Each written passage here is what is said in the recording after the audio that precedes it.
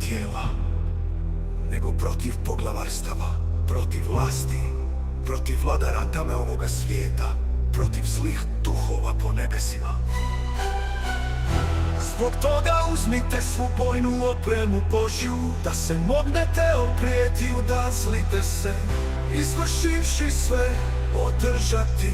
Držite se dakle, opošite okove svoje istinom i obucite oklop pravednosti i obujte noge spremnošću za evanđelje mira.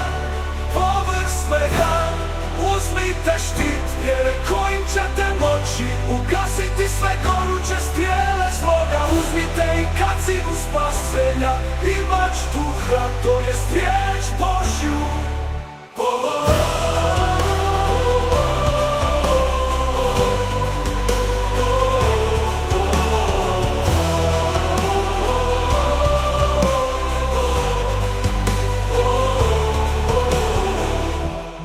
Nije nam boriti se protiv krvi i tijela, nego protiv poglavarstava, protiv vlasti, protiv vladara tame ovoga svijeta, protiv zlih duhova po nebesima.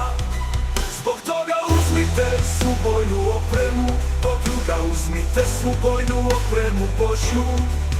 Potom toga uzmite svu bojnu opremu Božju, protiv vladara tame ovoga svijeta, protiv zlih duhova po nebesima.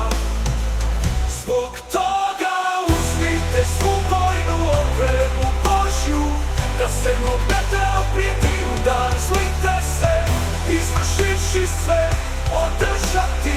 Držite se dakle, opašite pohove svoje istinom i obucite oklop pravednosti i obujte noge spremnošću za evanđelje mira.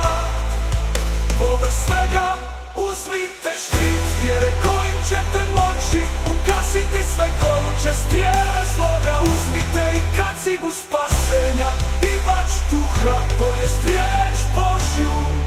Oklop pravednosti.